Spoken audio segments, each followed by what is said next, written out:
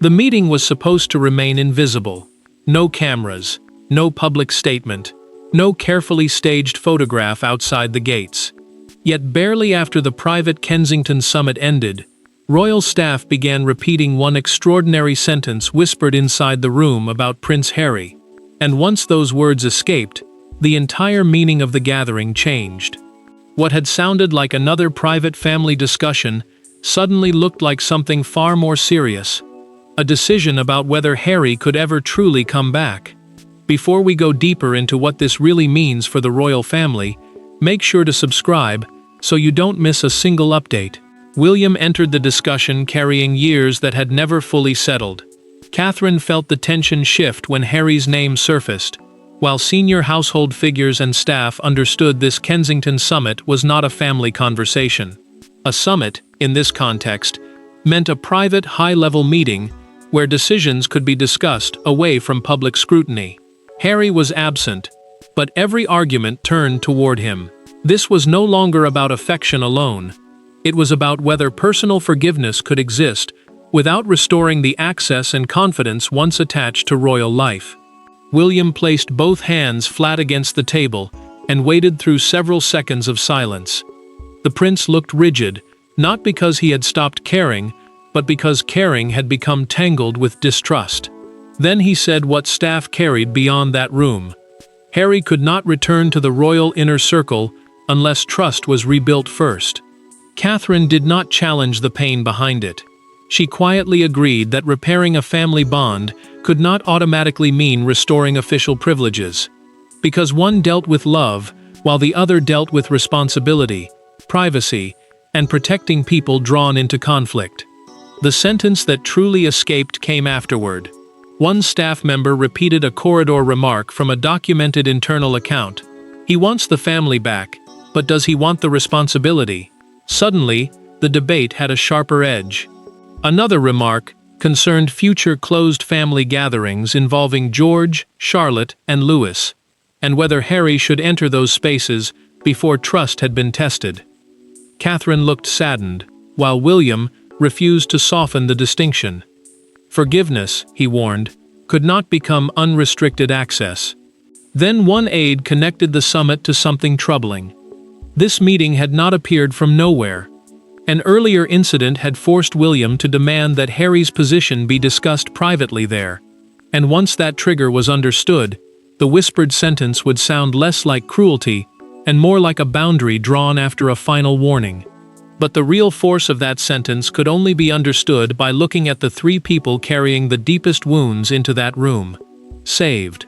For upcoming sections, I'll prioritize faster delivery, allow slight word count variation, preserve the hook and transition exactly, and keep the same continuous paragraph-style narrative. Harry was not physically inside Kensington Palace, yet emotionally he occupied almost every chair.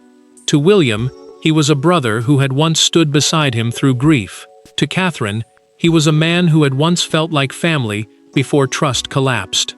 And to Charles, listening from a distance to what unfolded, he remained a son. That difference mattered because each of them wanted something from Harry that the others no longer believed could safely coexist. William carried memories that made the argument harder, not easier. He remembered the years when Harry had been the one person who understood the strange burden of growing up beneath relentless royal attention, and the grief that followed Diana's death had once made their bond seem almost impossible to break. Diana, their mother, and the former Princess of Wales, had become the emotional center of both brothers' childhood loss, and that shared pain had shaped how fiercely they once protected each other. Now William struggled with the brutal contrast between the brother he had defended and the man he believed had allowed private family wounds to become public battles. Catherine felt that contradiction differently. She had once known Harry as someone who could enter a room without creating tension, someone who had seemed naturally woven into the family around William. That history gave her words unusual weight now. She did not want him erased forever, and she said so quietly. But she also feared what would happen if reconciliation happened too quickly, only for another intimate conversation to explode into headlines. Catherine paused, lowered her voice, and told William that whatever decisions they made could not turn George, Charlotte, and Louis into witnesses to another generation of royal estrangement. William did not answer immediately. Anger sat beside grief, and neither emotion completely defeated the other. Staff noticed something important as the discussion continued. The prince never said, "Never again." Instead, he kept returning to one phrase, "Not without conditions." That distinction mattered. It meant the door was not sealed, but neither was it open. Harry might still have a path back to his brother, yet trust would have to come before access. Charles reacted differently when a private written summary of the summit reached him. The king lingered over the suggestion that Harry's institutional role could remain closed, even while a personal route back to the family survived. An institutional role meant an official position involving duties, access, and responsibilities connected to the monarchy itself. Charles understood that difference immediately, because the person being discussed was not simply a former working royal to him, he was still his son. That divide made the tension sharper. William wanted proof. Catherine wanted caution without permanent rejection. Charles wanted enough space left open for a father and son to find each other again. Yet none of them could escape the question hanging beneath every sentence: what had forced the Kensington summit to happen now? And behind that fear was one moment, quiet at first, almost dismissible, that had transformed private unease into an emergency summit. Every royal rupture has a point of no return, and this one began not with a public speech, an interview, or another explosive accusation, but with a private request. Days before the Kensington summit, Harry had quietly sought permission for a deeply personal family meeting during a future visit to Britain. The request sounded simple. It was not, because attached to it was one condition that immediately made William question whether reconciliation and royal access were being blurred once again. Harry had sent the request through a trusted intermediary, making clear that he wanted the meeting kept away from cameras, statements, and the exhausting pressure of public performance. The message reached William while Catherine was with him, and for a brief moment, both saw something they had not seen in a long time: a possible opening. The prince had spent years watching every attempt at family repair become tangled with expectation, while she understood how quickly private emotion could become public spectacle. A restricted family apartment, the private living space inside Kensington, used only by close members of the household, was supposed to remain beyond that kind of pressure. William read the message once, then he read it again. His expression changed when the intermediary asked whether Harry might enter that private apartment and spend informal time around George, Charlotte, and Louis. He slid the phone toward Catherine, pointed silently to the sentence involving the children, and said, "That changes everything." The prince did not see the request as harmless anymore. To him, Harry was asking for intimacy before rebuilding the trust required to protect it. Catherine tried to slow the reaction. She told William not to answer from anger alone, because refusing every approach would make reconciliation impossible before it had even begun. But her certainty weakened when she returned to the line about the children. She understood the difference between allowing two brothers to speak and bringing the next generation into a relationship still carrying unresolved bitterness. The mother in her immediately saw the risk that the future king could not ignore. A senior aide then gave the warning that pushed the concern into something larger. He reminded William that even a completely private visit could become public within hours if one detail escaped. Staff movements could be noticed. Arrivals could be discussed. A single conversation could be retold and transformed. The possibility reopened every fear surrounding privacy, trust, and whether deeply personal family moments might once again become part of a wider media narrative. That was when William stopped treating the request as something he could answer alone.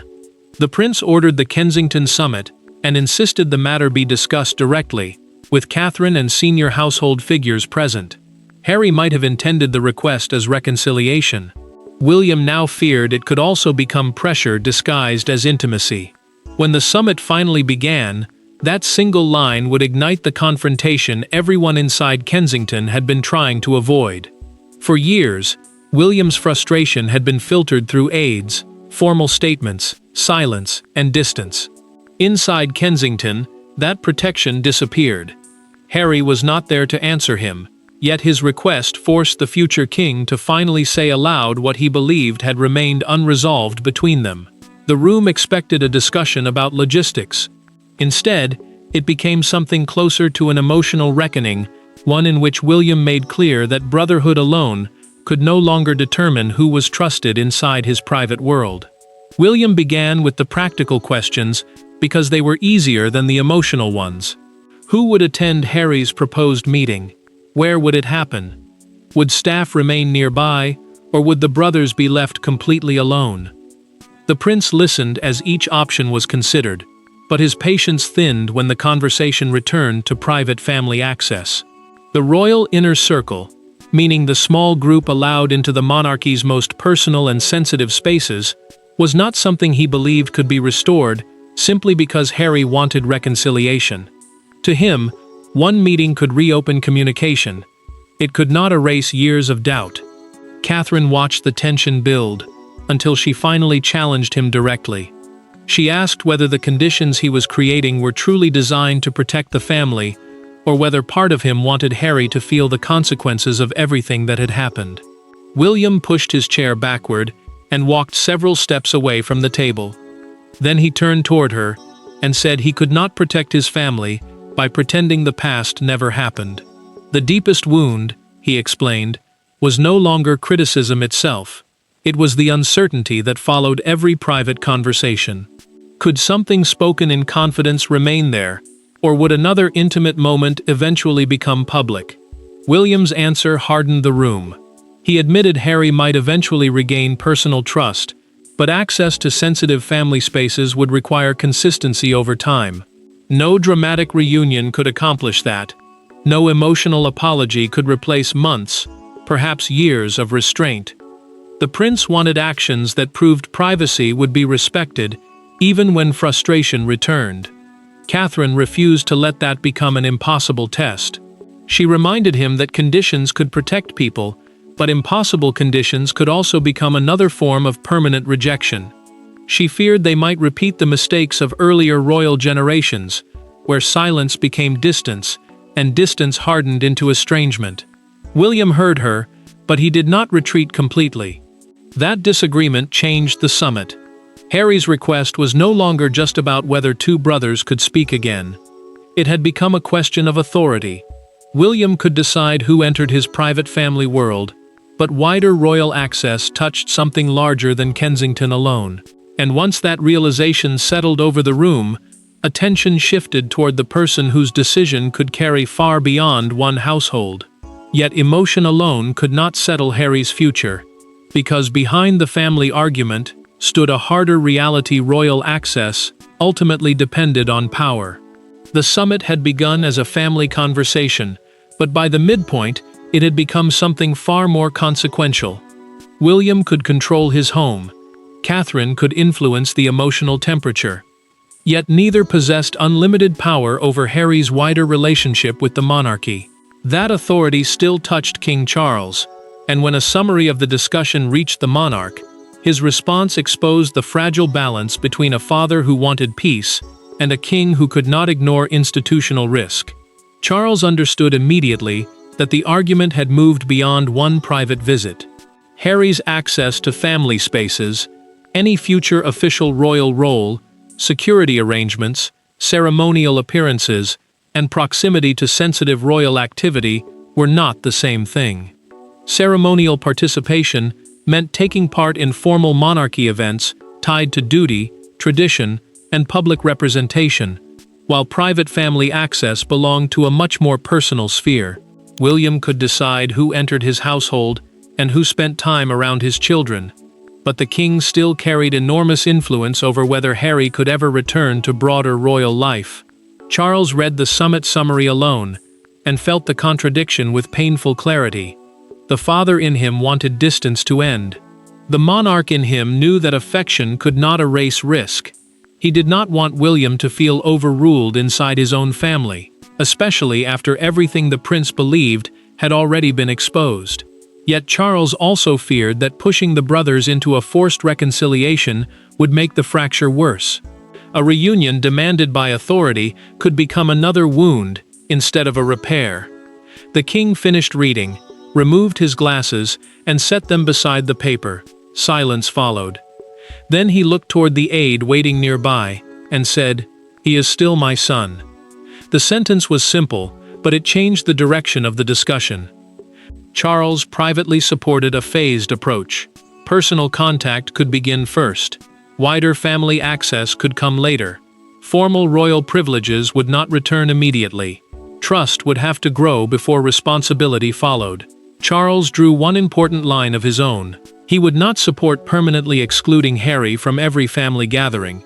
That position did not cancel William's boundaries, but it created the first real difference between father and son. The prince wanted proof before intimacy widened.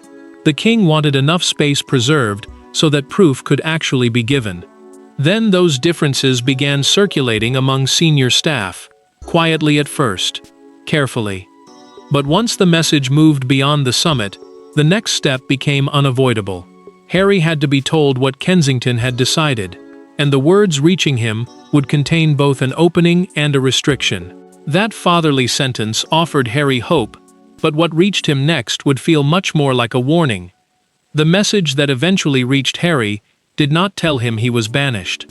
In some ways, that made it harder.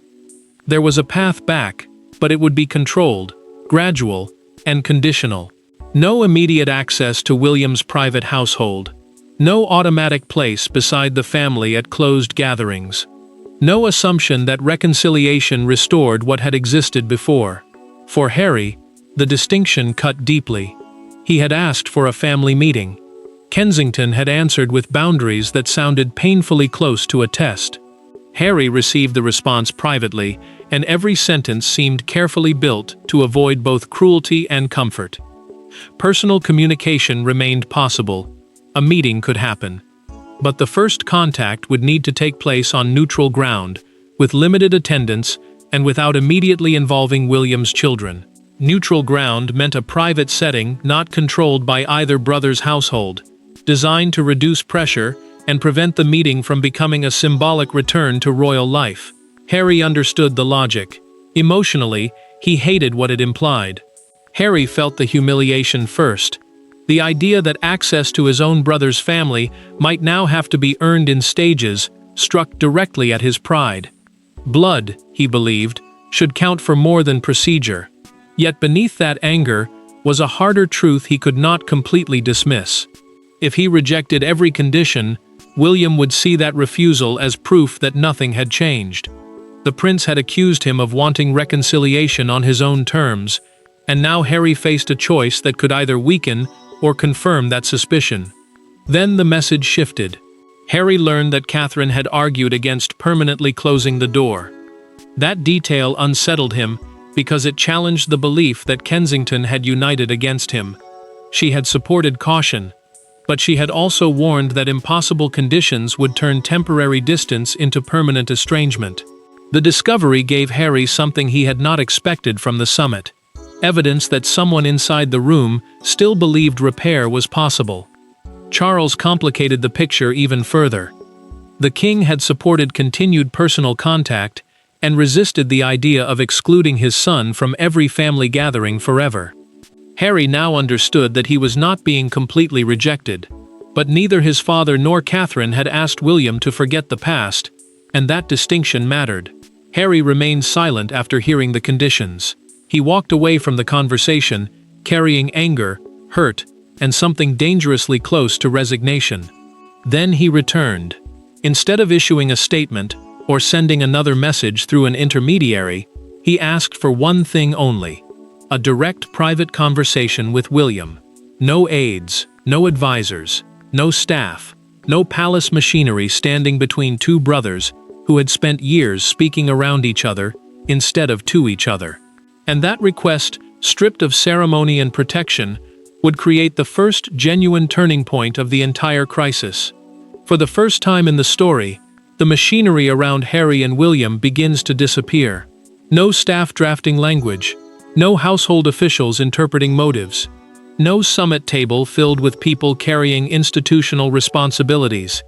Just two brothers speaking privately, carrying years of anger, grief, suspicion, and memories neither could completely erase. The conversation does not magically repair everything, but it changes one crucial thing. Harry stops asking what access he can regain, and William finally explains what he needs before trust can exist again. Harry entered the conversation knowing there would be no instant restoration of what had been lost. William knew the same. Neither man wanted the discussion buried beneath arguments about ceremonial status, official duties, or public appearances. Ceremonial status meant the formal place a royal holds during major family and state occasions.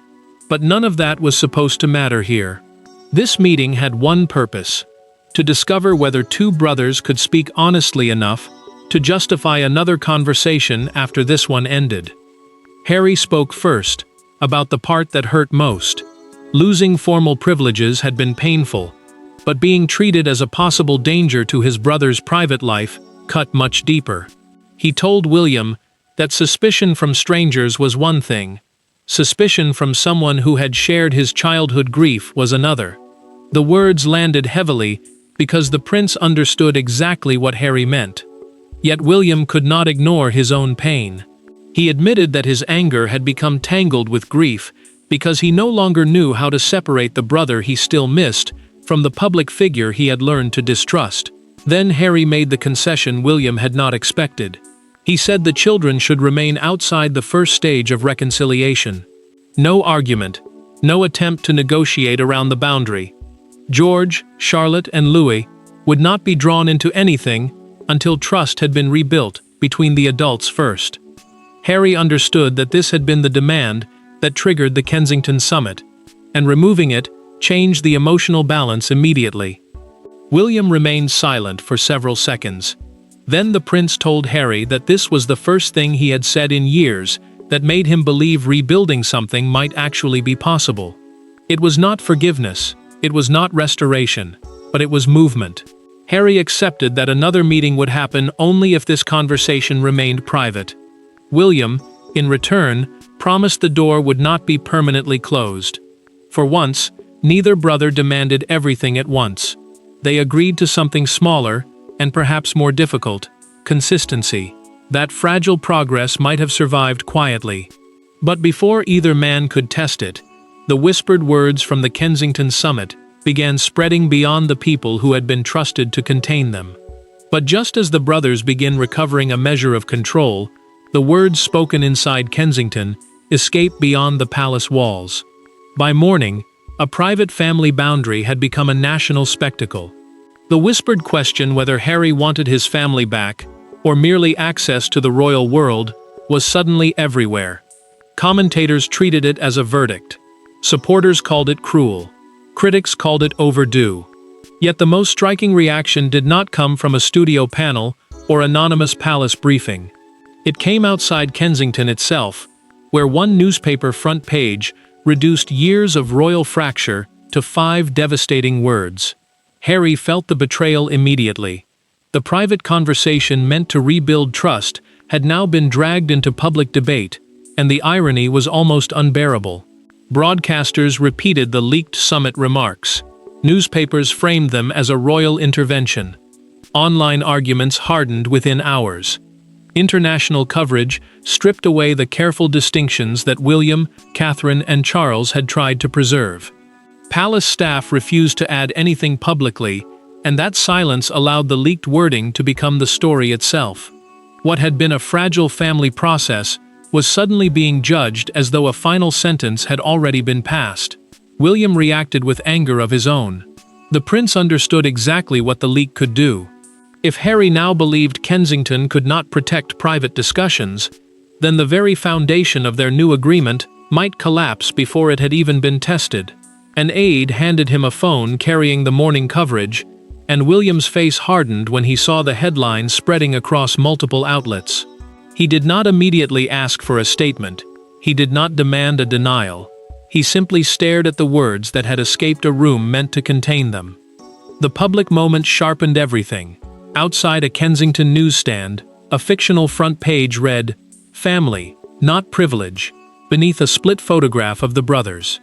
A small crowd gathered around it, photographing the headline and arguing over who had finally drawn the line. Some believed William had acted to protect his household. Others saw Harry as a man being forced to prove his place inside his own family. The debate was loud, because the wound underneath it was deeply human. Catherine understood the danger before anyone else could turn it into another battle. She urged William not to let the leak destroy the agreement they had fought to reach. If betrayal automatically caused retreat, she warned, then nothing between the brothers would ever change.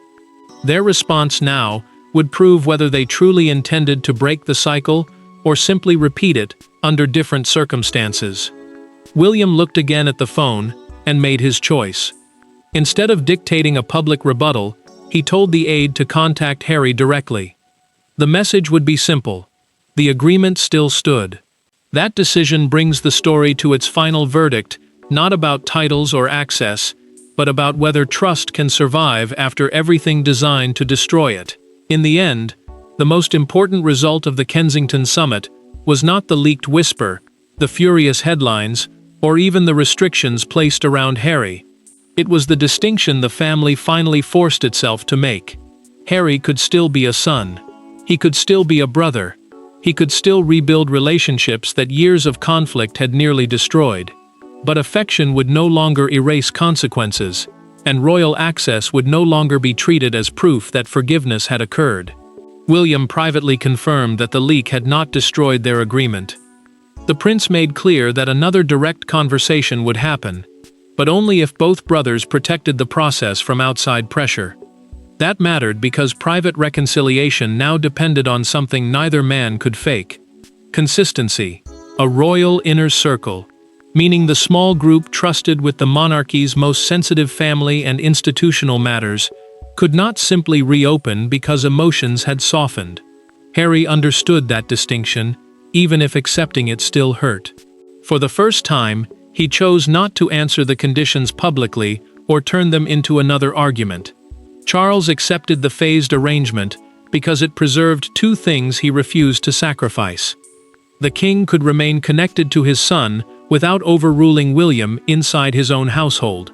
Harry would not be pushed completely outside the family, while the future king would not be forced to surrender boundaries before he believed trust had returned. The monarch understood how fragile that balance was, but he also understood its value. For once, compromise did not mean pretending the damage had never happened. Catherine became the emotional bridge holding that compromise together. She never argued that Harry should escape consequences, but she refused to let those consequences become permanent exile. Her position remained simple: forgiveness and access were not the same thing. William could forgive without immediately restoring everything. Harry could accept limits without surrendering hope. That principle became the summit's lasting meaning because it allowed both sides to move without pretending the past had vanished. William softened, but he did not collapse his boundaries. Harry accepted the path forward, but he was not restored to the royal inner circle. The leaked whisper had exposed something deeper than palace tension. Family love and institutional trust were no longer being treated as identical. One could survive while the other still needed rebuilding. William ended the final private call without ceremony. No announcement followed. No grand promise was made. He simply told Harry, "We start with one conversation." Harry agreed. Neither man asked for more. And that was what the Kensington whisper truly meant. Not Harry's return, not his rejection, but the first honest boundary between being royal and simply being family, a boundary painful enough to divide them, yet clear enough to finally give them a way back. Thanks for watching. Please don't forget to like and subscribe, and we will see you in next one.